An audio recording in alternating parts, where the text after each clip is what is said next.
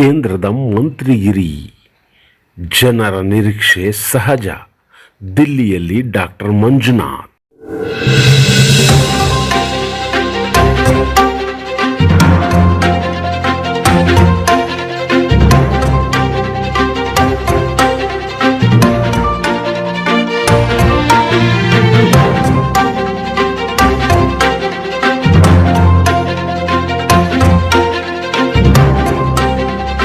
ಅದ್ರ ಬಗ್ಗೆ ನನಗೇನು ಮಾಹಿತಿ ಇಲ್ಲ.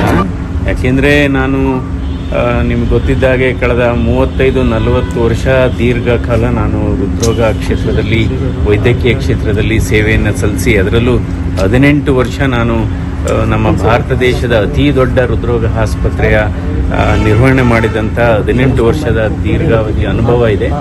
ಮತ್ತು ಆ ಸಂಸ್ಥೆಯ ಮೂಲಕ ನಾವು ಒಂದು ಸಂದೇಶವನ್ನು ಕೊಟ್ಟಿದ್ದೇವೆ. ಒಂದು ಸರ್ಕಾರಿ ಆಸ್ಪತ್ರೆಯನ್ನು, ಸರ್ಕಾರಿ ಸ್ವಾಯತ್ತ ಆಸ್ಪತ್ರೆಯನ್ನು ಒಂದು ಪಂಚತಾರ ಖಾಸಗಿ ಆಸ್ಪತ್ರೆ ಮಟ್ಟಕ್ಕೆ ಮತ್ತು ಒಂದು ಅಂತಾರಾಷ್ಟ್ರೀಯ ಮಟ್ಟಕ್ಕೆ ಬೆಳೆಸ್ಬೋದು ಅನ್ನುವ ಒಂದು ಟ್ರ್ಯಾಕ್ ರೆಕಾರ್ಡ್ ಇದೆ. ಸೊ ಅದ್ರ ಬಗ್ಗೆ ನನಗೇನು ಮಾಹಿತಿ ಇಲ್ಲ. ಅಲ್ಲ, JDS ಪಕ್ಷದವರು ಕೂಡ ಹೇಳ್ತಾ ಇರುವಂತದ್ದು ಮಂಜುನಾಥ್ ಅವರಿಗೆ ಸಚಿವ ಸಂಪುಟದಲ್ಲಿ ಈ ಬಾರಿ ಸ್ಥಾನ ನೀಡಬೇಕು ಅನ್ನೋ ಒತ್ತಾಯ ಕೇಳಿ ಬರ್ತಾ ಇದೆ. ಆರೋಗ್ಯ ಖಾತೆ ನಿಮಗೆ ಕೊಡಬೇಕು ಅನ್ನೋ ಮಾತುಗಳು ಕೇಳಿ ಬರ್ತವೆ. ಅಲ್ಲ, ಅದೇನಾಗುತ್ತೆ, ಯಾವುದಾದ್ರೂ ಒಂದು ಕ್ಷೇತ್ರದಲ್ಲಿ ತುಂಬ ಅಭೂತಪೂರ್ವ ಸಾಧನೆ ಮಾಡಿದರೆ ಜನರ ನಿರೀಕ್ಷೆ ಆಗಿರುತ್ತೆ.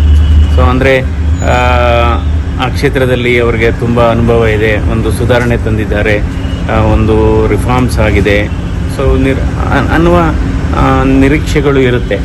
ಸೊ ಬಟ್ ನಮಗೆ ಆ ರೀತಿ ಯಾವುದೇ ಮಾಹಿತಿ ಇಲ್ಲ. ಸರಿ, ಥ್ಯಾಂಕ್ ಯು.